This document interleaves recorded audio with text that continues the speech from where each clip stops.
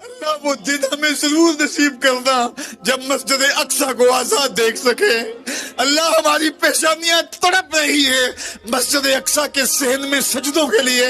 اللہ اللہ اللہ ان سارے لوگوں کو مسجد اقصی کے صحن میں سجدے نصیب کرنا۔ اللہ اٹھے ہوئے ہاتھوں جھولیوں میں خیرات ڈال دے۔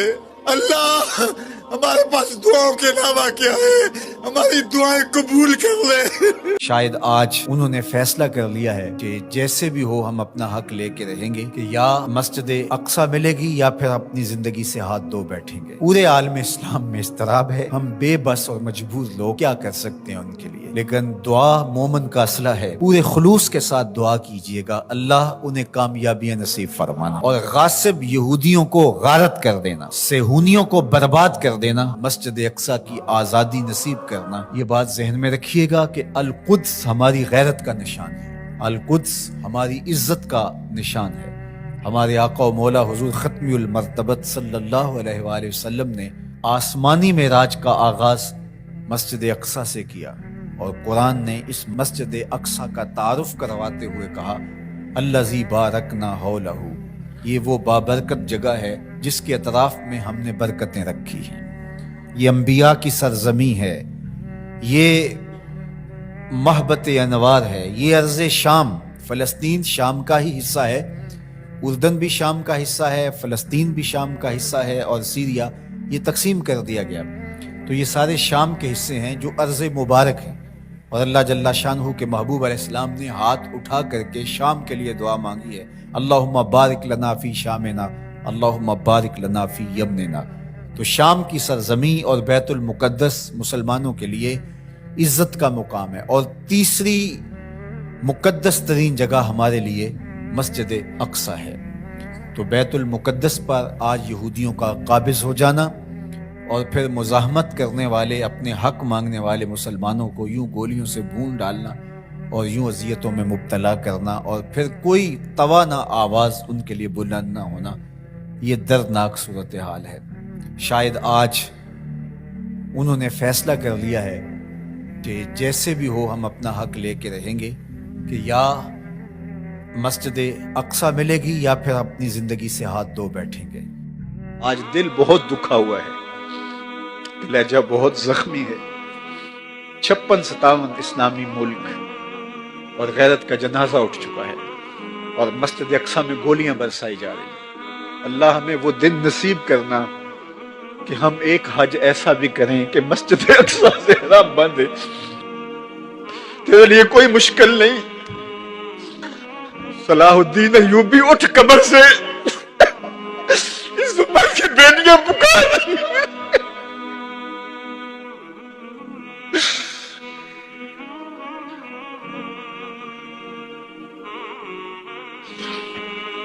نجدین نبی دا وانگ یتیمہ تے کر کر تکے کھاوے، کتوں لبا عمر بہادر بندے نوں گا۔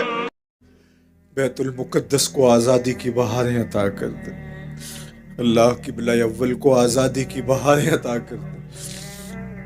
اللہ ہماری پیشانیوں کو مسجد اقصی میں سجدے نصیب فرما، اللہ ہماری پیشانیوں کو مسجد اقصی میں سجدے نصیب فرما۔ اللہ بلاد شام کی خیر فرما، شامی مسلمانوں کی مدد، نصرت اور اعانت فرما۔ اللہ ان بچوں کی، ان یتیموں کی نصرت فرما، اللہ ان دکھیوں کے حال پہ رحم فرما۔ اللہ تیرے علاوہ ان کا کوئی نہیں ہے، اپنے کرم سے ان کی مدد فرما۔ اللہ امت کو کھویا ہوا وقار عطا کر دے، اللہ امت کو کھویا ہوا وقار عطا کر دے۔ روہنگیا کے مسلمانوں کی مدد فرما، اللہ بلوچستان میں سیلاب زدہ علاقوں کی خیر فرما، اللہ اس لہو لہو امت کی خیر کر دے، زخم زخم امت کی خیر کر دے، بلاد شام کی خیر فرما۔ اللہ مسجد اقصی کو آزادی کی بہاریں عطا کر دے، اللہ یہ پھیلے ہوئے ہاتھ قبول کر دے۔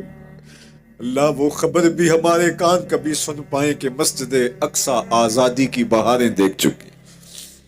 اللہ مقبوضہ کشمیر کو آزادی کی بہاریں عطا کر دے، وہ وقت نصیب کر دے، وہ لمحے نصیب کر دے کہ اسلام کا جھنڈا سب سے اونچا دیکھیں.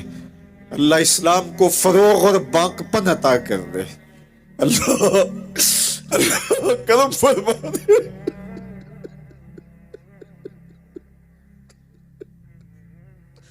اللہ ایسے حکمران نصیب فرما جو اس امت کے یتیموں کو گود میں تھام لے.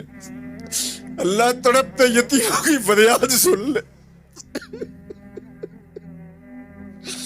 اللہ سیریا کے مظلوموں کے حال پہ رحم فرما. اللہ مسجد اقصی کو آزادی کی بہاریں عطا کر دے. اللہ اس امت کو عروج عطا کر دے. اللہ اس امت کو ہر طرح کی ترقی عطا کر دے. معاشی، معاشرتی، اقتصادی، عسکری قوت اس امت کو بنا دے. اللہ اس امت کو عروج عطا کر دے. اللہ کوئی صلاح الدین ایوبی عطا کر دے، کوئی محمد بن قاسم دے دے، کوئی عمر بن عبدالعزیز دے دے. اللہ فاروق اعظم کا سایہ ہی نصیب کر دے. اللہ اس امت کو کھویا ہوا وقار دے دے. اللہ ہمارے اٹھے ہوئے ہاتھوں کی لاج رکھ لے. اللہ تڑپ تڑپ کے تیرے حضور امت کا عروج مانگ دے. اللہ اس امت کو عروج دے دے. اللہ اس امت کو عروج دے دے. جو کچھ فلسطین میں ہو رہا ہے، شام میں جو کچھ ہو رہا ہے، اور اب جو کچھ کشمیر میں ہو رہا ہے، امت لہو لہو ہے. اور 56-57 اسلامی ملکوں کے حکمران ہیں کہاں؟ کیا یہ چیخ بھی نہیں سکتے؟ آواز بھی نہیں اٹھا سکتے؟ گاجر مولی کی طرح اس امت کو کاٹا جا رہا ہے. انسانیت کا بہتا ہوا خون. کیا دنیا کے اندر امن کے ٹھیکیداروں کو نظر نہیں آتا؟ کشمیر کے اندر 1 لاکھ سے زائد لوگ شہید ہو گئے ان 17 سالوں میں. 90,000 بچے یتیم ہو گئے. 23,000 سے زائد خواتین بیوہ ہو گئی. وہ وادی جنت نگاہ انگاروں میں لپٹی ہے. ڈل جھیل کے پانی پر لاشیں تیر رہی ہیں. وہ چناروں کی سرزمین آج خون سے لالہ زار بنی ہوئی ہے. کیا پوری دنیا نابینا ہے؟ اس کی آنکھیں نہیں ہیں؟ کہاں ہے اقوام متحدہ؟ کہاں ہے امن کے ٹھیکیدار؟ کہاں انسانیت کے حقوق کی بات کرنے والے؟ کہاں انسانی تقدس کی کہانی کا نغمہ چھیڑنے والے؟ جو بلیوں اور کتوں کے حقوق پر تنظیمیں بنائے ان کے حقوق کی بات کرتے ہیں. آج انسانیت کا یہ لٹتا ہوا قافلہ انہیں کیوں دکھائی نہیں دیتا؟ وہ کیوں نابینا ہو گئے؟ ہم سے غلطی ہوئی کہ ہم ٹکڑوں میں بٹ گئے، ہم گروہوں میں بٹ گئے، اور اس کا نتیجہ کیا ہے؟ آج پوری امت زخم زخم ہے، پوری امت لہو لہو ہے. کہا تمہاری ہوا اکھڑ جائے گی اگر تم نے اللہ کی رسی کو چھوڑ دیا، تم نے رسول کے دامن کو ترک کر دیا، تم گروہی تقسیمات پہ یقین رکھنے لگے، تم نے 1.5 اینٹ کی مسجد کھڑی کر لی، تم تقسیم در تقسیم کے عمل سے گزرتے رہے، تم امت سے فرقہ، فرقوں سے جماعتیں، جماعتوں سے لابیاں، اور لڑکتے لڑکتے تم ٹکڑے ٹکڑے ہو گئے، تم کرچی کرچی ہو گئے. وَكَذَلِكَ جَعَلْنَاكُمْ أُمَّةً، ہم نے تو امت بنایا تھا تمہیں، تم نے اپنے آپ کو بانٹ لیا، تم ایک دوسرے کا گریبان نوچنے لگے، تم ایک دوسرے کے جبے پھاڑنے لگے، تم ایک دوسرے کے لیے نفرتوں کے بیج بونے لگے، تمہاری زبانیں انگارے اگلنے لگی، تم ممبر و محراب کے تقدس کو پامال کرنے لگے، تم خواہشات کے غلام بن گئے، تم آرزوؤں کے نوکر بن گئے، تم اپنے نفس کی غلامی میں آ گئے.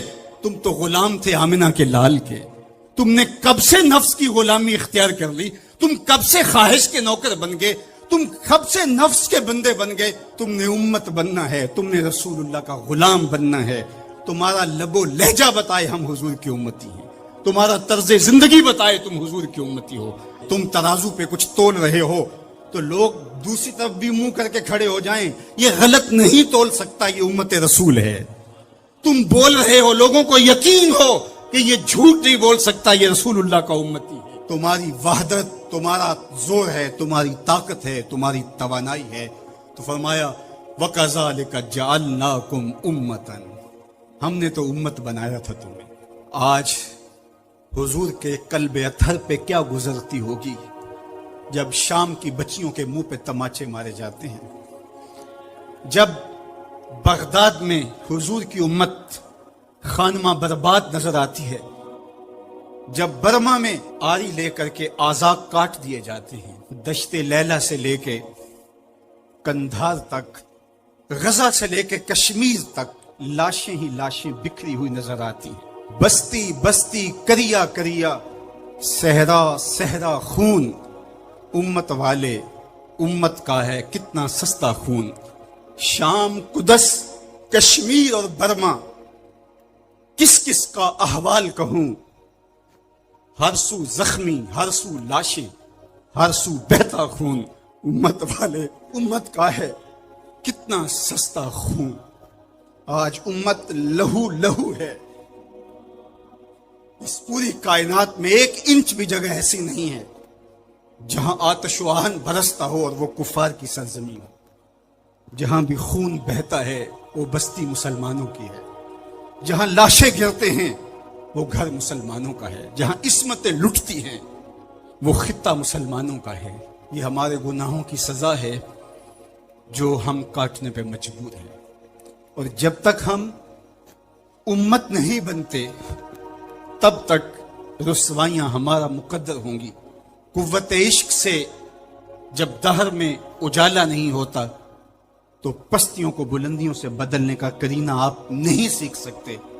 नाम मोहम्मद को थाम करके, उम्मत की वहदत के तसव्वुर को उजागर करके, हुजूर का पाकीज़ा वजूद जो उम्मत की वहदत का जामिन है, उससे बेलौस मोहब्बत का रिश्ता और उल्फत का रब्त जब तक मजबूत नहीं होता तब तक हम इन मुश्किलात से कभी भी नहीं निकल सकते।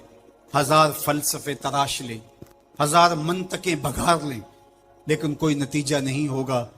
तुम्हें नतीजा तब ही मिलेगा जब हुजूर के कल्ब अतहर को आराम पहुंचाओगे, जब उम्मत बन जाओगे, जब हुजूर अलैहिस्सलाम से वाबस्तगी अपना शियार जिंदगी बना लोगे, तो फिर दहर में उजाला और रोशनी हुजूर अलैहिस्सलाम के नाम के सदके से नसीब होगी और तकदीर का काजी तुम्हारी सजाएं माफ कर देगा। और फिर नतीजा तुम्हारे सामने इस सूरत में नमूदार होगा कि तुम बहरो भर के मालिक ठहरोगे और कायनात के अंदर हुजूर के साथ वफा के रिश्ते के नतीजे के अंदर लौह भी तुम्हारे हाथ में होगा, कलम भी तुम्हारा ही मुकद्दर होगा। लेकिन शर्त यह है कि तुम सही माना के अंदर उम्मत बन जाओ। व अंतुमुल आलौना इन कुंतुम मुमिनीन, ये मेरे रब का वादा है और मेरे रब के वादे सच्चे होते हैं। कहा तुम उनके बन के तो देखो, इज्जत का ताज मैं तुम्हारे सर पे रखूंगा। और अफसोस तो ये है कि 56-57 इस्लामी मुल्कों के हुक्मरान बेहिस हो गए, उन्हें कुछ दिखाई नहीं दे रहा। इंसानियत लुट रही है, इंसानियत का जनाजा उठ रहा है। सनाखाने तकदीस मगरिब अब कहां हैं? इंसानी हुकूक की बात करने वाले अब कहां हैं? ये खून कभी भी रायगा नहीं जाएगा। खून जब बहता है तो जम जाता है और फिर अपने असरात छोड़ता है। तो इसी खूने शहीदा से चरागा होगा और इसी से इस उम्मत में बहार आएगी। अल्लाह इस उम्मत को इत्तेहाद दे, इसको इत्तेफाक और यगानगत का नूर दे। जब ये उम्मत मुत्तहिद हो जाएगी तो फिर कोई मैली आंख से भी नहीं देख सकेगा।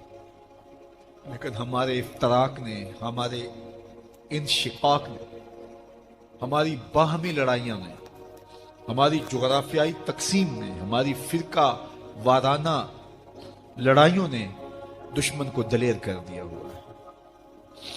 आज हुक्मरान सिर्फ अपने सतही मफाद के लिए, सिर्फ सतही मफाद के लिए उम्मत का बहता हुआ खून गवारा कर रहे हैं।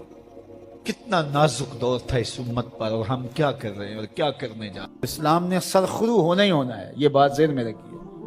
अगर कोई बुज़दिली दिखाता है तो वो बुज़दिली की मौत मर जाएगा, लेकिन इस्लाम ने गालिब होना है।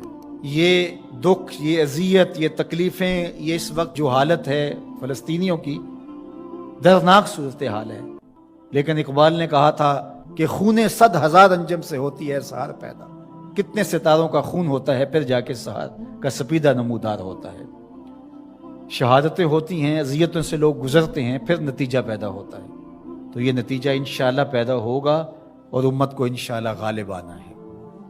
हमें अपने हिस्से का काम करना होगा, हमने उनके साथ खड़े होना है। इस वक्त सूरत हाल ये है कि पूरी दुनिया की अशराफिया, एक दो ममालिक के अलावा, वो उनके साथ नहीं है। वो बयानबाजी की हद तक अपनी आवाम को मुतमईन करने के लिए रस्मी कार्रवाइयाँ करती है।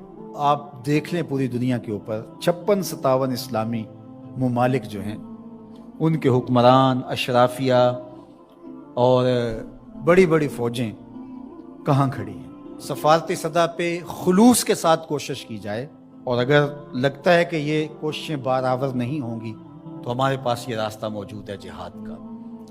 जब आपके पास ताकत होगी, तवानाई होगी, तो फिर आपकी सफारती बात भी मानी जाएगी। रशी के फाकों से टूटा ना बरहमन का तलिस्म, असा ना हो तो कलीमी हकारे बेबुनियाद। हजरत मूसा अगर कलीमुल्लाह थे, एक उनका वस्फ था, लेकिन दूसरे हाथ में असा भी था। जिहाद का ऑप्शन मौजूद है आपके पास, और उन्हें पता हो अगर इनकी बात सफारती सतह पे नहीं मानेगी तो ये रास्ता इनका खुला हुआ है और इससे गुरेज नहीं करेंगे, तो फिर आपकी बात सफारती सतह पे मान ली जाएगी। लेकिन उन्हें पता है कि ये चीख चिल्ला के रो के जो है वो फिर खामोश हो जाएंगे, तो वो आपकी अश्क शुई भी नहीं करेंगे। महज एक रस्म के तौर पे कार्रवाइयां होंगी और बात खत्म हो जाएगी। सलामती कौंसिल अक़वाम मुत्तहिदा हमें क्या देगी? वो तो इस्तेमाल की बांदी है, हमारे लिए वो कुछ नहीं कर सकते। उम्मत को अपना प्लेटफॉर्म फराहम करना होगा, और उम्मत को अपने मसाइल हल करने के लिए हमारे पैगंबर ने जो रास्ता जिहाद का दिया है उसी रास्ते पे चलना होगा। फिर देखना कि किस तरह कुफर दुम दबा के भागता घुटनों के वाल आता है। मुसलमान का मुकाबला नहीं हो सकता अगर वो गैरत पे आ जाए तो।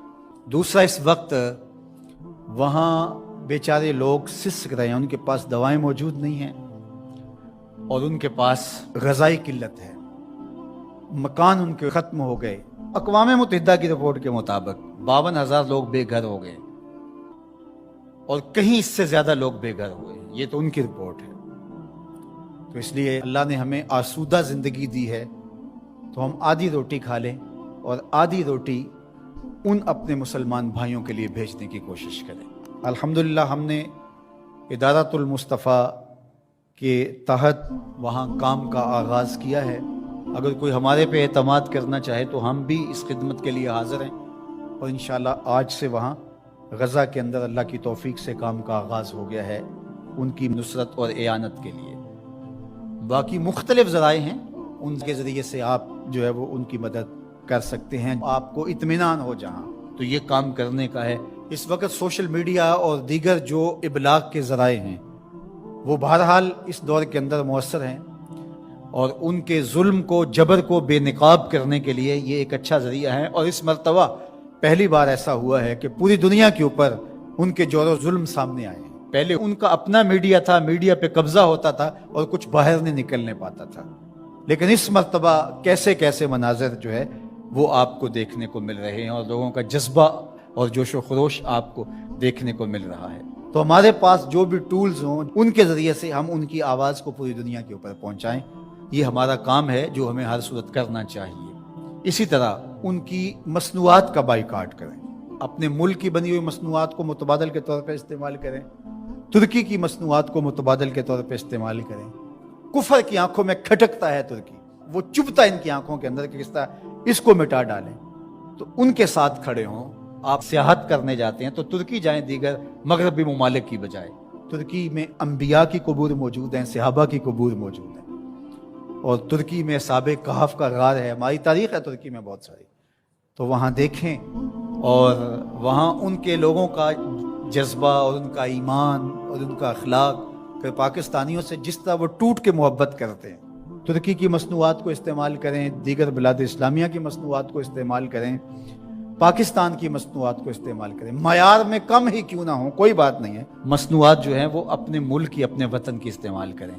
तो बाइकाट करेंगे तो इंशाअल्लाह उससे उनको माली नुकसान होगा और जो है वो मुसलमानों को उसका फ़ायदा होगा। इसी तरह जो है वो उनकी अखलाकी मदद करें। जो सहाफ़ी हैं वो उनके लिए लिखें, जो बोलने वाले हैं उलमा वो तकरीरों में, तहरीरों में, गुफ्तगू में لوگوں کو اویئرنیس دیں. اتحاد امت کے ذریعے سے ہم ان کی مدد کر سکتے ہیں. امت اگر متحد ہو جائے، جغرافیائی تقسیمیں، لسانی عصبیتیں اور باہمی ہماری ذاتی رنجشیں اور نفرتیں جو ایک دوسرے کے خلاف کھڑی ہو جاتی ہیں اور جس سے امت کا اتحاد پارا پارا ہو جاتا ہے، یہ بدبختی ہوتی ہے.